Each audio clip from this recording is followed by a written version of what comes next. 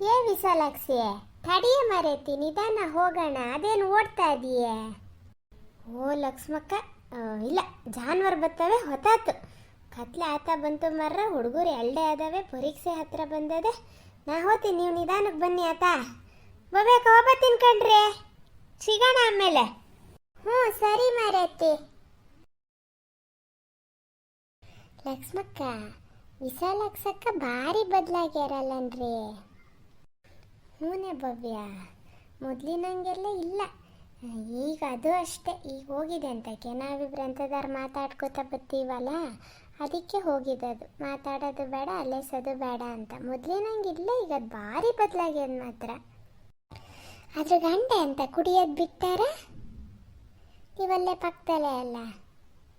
ಹಾಂ, ಕುಡಿಯೋದು ಬಿಡ್ತಾನ ಮತ್ತೆಂತದಾರ ಕುಡಿತಾನೆ. ಮೊದಲಿನಷ್ಟಿಲ್ಲ ಅನಿಸ್ತದೆ. ಇದು ಅಷ್ಟೇ ಶಿಸ್ತಾಗಿ. ಏನು ಈಗ ಮೊದಲೆಲ್ಲ ಬರೀ ಬೇರೆಯವ್ರ ಮನೇಲೇ ಇರ್ತಿತ್ತಲ್ಲನೇ. ಈಗ ಅದಾತು, ಅದ್ರ ಪಾಡಾತು, ಕೆಲಸ ಆಯ್ತು. ಈಗ ನೀನೇ ನೋಡಿದೆಯಲ್ಲ, ಸಂಘದಲ್ಲೂ ಅಷ್ಟೇ ಒಂದು ಚೂರು ಮಾತಾಡಲ್ಲ ನೋಡು. ಅದ್ರ ಬೇಕಾಗಿರೋ ವಿಷಯ ಅಷ್ಟೇ. ಅವ್ರ ಮನೆ ಸುದ್ದಿ, ಇವ್ರ ಮನೆ ಸುದ್ದಿ, ಎಂತ ಮಾತಾಡೋದು ಇಲ್ಲ. ಹ್ಞೂ, ಏನಾರಾಗಲಿ, ಒಳ್ಳೇದಾದರೆ ಸಾಕು. ನೋ ಲಕ್ಷ್ಮಕ್ಕ, ನಿಮಗೆ ನಂಗಲ್ಲಿ ಸಂಘದಲ್ಲೇ ಹೇಳೋಣ ಅನ್ಸಂಗಾಗಿತ್ತು. ಮಾತು ಒಳ್ಳೆ ಪದ್ಮಕ್ಕಿದ್ರಾ, ಹಂಗಾಗಿ ಸುಮ್ಮನೆ ಅದೇ. ನೆನ್ನೆ ಅಶ್ವಿನಿ ಫೋನ್ ಮಾಡ್ಕೊಬಿಟ್ಟದ್ ಕಣ್ರಿ. ಅಶ್ವಿನಿ ಅಂದರೆ ಅದು ನಂಬರಿಂದ ಮಾಡಲ, ಪದ್ಮಕ್ಕನ ನಂಬರಿಂದನೇ ಫೋನ್ ಬಂತು. ಇವರು ಎಂಥದೋ ಮೊಬೈಲಲ್ಲಿ ಎಂಥದೋ ಮಾಡ್ತಿದ್ರು, ಯಾರಿಗೋ ಫೋನ ಯಾರ್ತದ ಮಾಡ್ತಿದ್ರು. ಬಿಸಿ ಬರ್ತಿತ್ತು, ಫೋನ್ ರಿಂಗ್ ಆತಂತೆ. ಆಮೇಲೆ ಇವ್ರ ಫೋನ್ ಇಟ್ಮೇಲೆ ನೋಡಿ ನಿಂಗೆ ಯಾವುದೋ ನಂಬರ್ ಬಂತು ಅಂತ ಅಂದ್ಕೊಟ್ರು. ನಾನು ನೋಡ್ತೀನಿ ಪದ್ಮಕ್ಕಂದು. ನಾನು ಎಂತಕ್ಕಪ್ಪ ಅಂತ ಧ್ಯಾನ ಮಾಡಿದೆ. ಇವರಿಗೆ ಅಲ್ಲಿ ಪ್ಯಾಟೆಲ್ ಚಂದ್ರನ ಸಿಕ್ಕಿದ್ರಂತೆ. ಅವರು ಶಿಕಾರಿಗೆ ಆದರೆ ಹೋಗ್ತೀನಿ ಅಂತ ಏನೋ ಹೇಳ್ದಂಗೆ ಇತ್ತಂತೆ. ಹಂಗೆ ಹೇಳಕ್ಕೂ ಇವರು ಶಿಕಾರಿ ಸಿಕ್ಕಿದೇನೋ, ಚಂದ್ರನ ಹೇಳ್ಯಾರ ಶಿಕಾರಿ ಮಾಂಸನೇನೋ, ನನ್ನ ಫೋನ್ ಸಿಗ್ಲೇನೋ, ಅದಕ್ಕೆ ನಿನ್ನ ಫೋನಿಗೆ ಮಾಡ್ಯಾರ, ಎತ್ತು ತಿರುಗಿಸ್ ಮಾಡೋ ಅನ್ನಕ್ಕೆ ಹಾಕೊಂಡ್ರು. ನಂಗೆ ಆದರೂ ಗುಮಾನಿ ಕಣ್ರಿ, ಹೌದಾ ಅಲ್ಲ ಎಂತಕ್ಕೆ ಮಾಡಿದ್ರೆ ಏನೋ ಅಂತ. ನಾನಂದೆ, ನಾ ಎತ್ತಕ್ಕೆ ಹೋಗಲ್ಲ ಮರ್ರ, ನಿಮ್ಮ ದಸಿಯಿಂದ. ಆಮೇಲೆ ನಾನು ಸಿಕ್ಕಾಕೋತೀನಿ, ಬೇಡ ನಾ ಎತ್ತಲ್ಲ, ನಿಮ್ಮ ಫೋನಲ್ಲಿ ಬೇಕಾದ್ರೆ ಚಂದ್ರನಿಗೆ ಫೋನ್ ಮಾಡಿ ಕೇಳಿ ಅಂದೆ. ಇಲ್ಲ ನಾನು ಕೇಳಕ್ಕೆ ಹೋಗಲ್ಲ, ಈಗ ನಿಂಗೆ ಫೋನ್ ಮಾಡ್ಯಾರಲ್ಲ, ಮಾಡು ಅಂತ ಜಿಗ್ಣೇ ಥರ ನನ್ನ ಜೀವವೇ ಹಿಂಡಿದ್ರು ಕಣ್ರಿ. ಎಂಥದಾರ ಆಗಲಿ ಅಂತ ಸರಿ ಅಂತ ಫೋನ್ ಮಾಡಿದೆ. ಓ ತಡಿ ಭವ್ಯ, ನೀ ಹೇಳಕ್ಕೆ ನನಗೂ ಫೋನ್ ಬಂದಿತ್ತು ಕಣೆ. ಇವರು ರಾತ್ರಿ ಊಟ ಮಾಡ್ತಾ ಇವರು ಹೇಳಿದ್ರು, ಹಿಂಗೆ ಚಂದ್ರನ ಶಿಕಾರಿಗೆ ಹೋಗ್ತೀನಿ ಅಂತ ಇದ್ರು ಅಂತ ಹಿಂಗೆ ಮಾತಾಡ್ತಿದ್ರ. ಆಮೇಲೆ ಕತ್ಲೆ ಅಷ್ಟೊತ್ತಿಗೆ, ರಾತ್ರಿ ಮಲ್ಗೋಷ್ಟೊತ್ತಿಗೆ ಪುಟಕ್ಕಿಗೆ ಅದು 11 ಗಂಟೆ ಅಷ್ಟೊತ್ತಿಗೆ ಒಂದೊಂದ್ಸಲ ಫೋನ್ ಮಾಡ್ತಾಯಿದ್ದೆ ಮಲ್ಗೋಷ್ಟೊತ್ತಿಗೆ. ಓ ಇವತ್ತು ಯಾಕೆ ಪುಟಕ ಮಾಡಲೇ ಇಲ್ಲಲ್ಲ, ಮಾಡಿದ್ದೆ ಎಲ್ಲರೂ ಮಿಸ್ ಕಾಲಲ್ಲ, ಅದೇ ನೋಡೋಣ ಅಂತ ಮೊಬೈಲ್ ನೋಡ್ತೀನಿ. ಆವಾಗ ನನ್ನ ಫೋನಲ್ಲೂ ಮಿಸ್ ಕಾಲ್ ಇತ್ತು ಪದ್ಮುಂದು.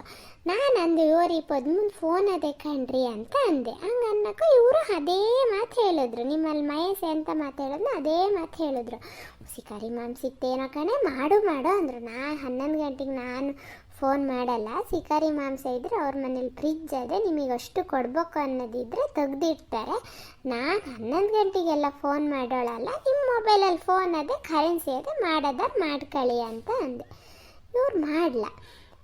ಓಹೋ, ಎಂತಕ್ಕೆ ಮಾಡಿದೆ ನಂಗೆ ಬೆಳಿಗ್ಗೆ ಎದ್ಮೇಲೆ ಅದು ಜ್ಞಾನನೇ ಮರ್ತದ ಕಣೆ. ನೀ ತಿರುಗಿ ಮಾಡಿದ್ಯಾ ಎಂತಕ್ಕಂತೆ?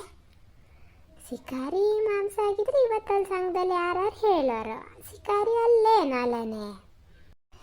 ಶಿಕಾರಿನೂ ಅಲ್ಲ, ಎಂಥದ್ದು ಅಲ್ಲ. ನೀವು ಒಳ್ಳೆ ಕೆಲಸ ಮಾಡಿದೆ. ಯೋಸ್ವಿನಿ ಮಾತಾಡಬೇಕು ಅಂತ ಇದು ತಾಯಿದ ಮೊದಲು ಪೀಠಕ್ಕೆ. ಪದ್ಮ ಹಿಂಗೆಲ್ಲ ಮಾತಾಡ್ತು, ನಾ ನಿಧಾನ ಎಂತ ಮಾಡ್ತಿದ್ದೆ, ಎಂಥ ಕೆಲಸ. ನಂಗೆ ಅಷ್ಟು ಕಷ್ಟ ಸುಖ ಮಾತಾಡೋಷ್ಟು ಫೋನಲ್ಲಂತೂ ಪುರ್ಸತ್ತಿಲ್ಲ ಕಣ್ರಿ. ನಾನು ಅಂದೆ, ಎಂಥದ್ರಿ ಪದ್ಮಕ್ಕ, ಎಂತ ಹೇಳ್ಬೇಕು ಹೇಳಿ ಅಂತ ಅಂದೆ. ಆಮೇಲೆ ನಿಧಾನಕ್ಕೆ ಒಂಚೂರು ಅಶ್ವಿನಿ ಮಾತಾಡ್ಬೇಕಂತೆ ಕಣೆ ಅಂತ ಅನ್ನಕ್ಕೂ ನಾನು ಇವ್ರಿಗೆ ಅಲ್ಲೇ ಕಂಡುಬಿಟ್ಟೆವ್ರು. ಅಲ್ಲಿ ತನಕ ನಿಂತ್ಕೊಂಡಿದ್ರು, ಶಿಕಾರಿನೇ ಅಂತಿದ್ರು. ನಾನು ಆಮೇಲೆ ಅಲ್ಲ ಅಂತ ಹೆಂಗೆ ಕೈ ಮಾಡಿದ್ನ ಹೋದ್ರೆ ಅದ್ಲಾಗಿ. ನಾನು ಎಂತ ಪದ್ಮಕ್ಕ ಹೇಳಿ, ಇಲ್ಲ ಅಶ್ವಿನಿ ಮಾತಾಡ್ಬೇಕಂತ ಒಂಚೂರು ಮಾತಾಡು ಅಂದರು. ಮತ್ತು ಎಂಥ ಗತಿ ಸಾಯ್ತೀರ ಮಾತಾಡಿದೆ. ಆ ಹುಡುಗಿ ಹಳೆ ಪುರಾಣನೇ ಕಣ್ರಿ, ಎಂತ ಮಾಡಲಿ. ಅವತ್ತು ಹೇಮಂತ್ ಬಂದಿದ್ರು, ಕರೆದ್ರು, ನನಗೆ ಹೋಗೋಣ ಅನಿಸ್ತಾ ಇದೆ, ನಾನು ಏನು ಮಾಡಲಿ ಭವ್ಯಕ್ಕ ಅಂತ. ನನಗೆ ಒಂದು ಸಲ ಸಿಟ್ಟು ಬಂತು ಕಣ್ರಿ ಲಕ್ಷ್ಮಕ್ಕ. ಎಷ್ಟಂತ ಸಹಿಸ್ಕೋತಾರೆ ಯಾರಾಗಲಿ. ನಾನು ಯಾವತ್ತು ಯಾರಿಗೂ ಸತ್ಯವಾಗ್ಲೂ ಹೇಳ್ತೀನಿ, ನನ್ನ ದಾಯಾದ್ರಾಗಲಿ ಯಾರಿಗೂ ನಾನು ಕೆಟ್ಟದ್ದು ಬಯಸ್ತಾಳಲ್ಲ.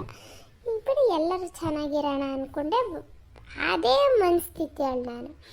ಆದರೆ ನನಗೆ ಎಷ್ಟೆಲ್ಲ ಮಾತಾಡ್ತು ಅಶ್ವಿನಿ, ನನ್ನ ವಯಸ್ಸಿಗೂ ಒಂದು ಬೆಲೆ ಕೊಡದೆ ಮಾತಾಡ್ತು. ನಂಗೆ ಅದು ಭಾರಿ ನೋವಾಗಿದೆ. ನಾನು ಅದ್ರ ಹತ್ರ ಸಮ ಮಾತಾಡಲ್ಲ ಮುಖಕ್ಕೆ ಮುಖ ಕೊಟ್ಟು, ನೀವು ನೋಡಿರ್ಬೋದು. ದೇವಸ್ಥಾನದಲ್ಲೇ ಎಲ್ಲ ಅಷ್ಟೇ, ಅದು ಮೊದಲೆಲ್ಲ ಅದು ಮಾತಾಡ್ತಿರಲ್ಲ, ಈಗೀಗ ಮಾತಾಡ್ಸ್ತದೆ. ನಾನು ಮಾತಾಡಲ್ಲ. ಸರಿ ಚೆನ್ನಾಗದೀರಾ ಭವ್ಯ? ಹಾಂ ಚೆನ್ನಾಗದೀನಿ ಅಷ್ಟೇ. ನಾನು ಮತ್ತೆ ಹೆಚ್ಚಿಗೆ ಮಾತಾಡೋಕ್ಕೆ ಹೋಗಲ್ಲ.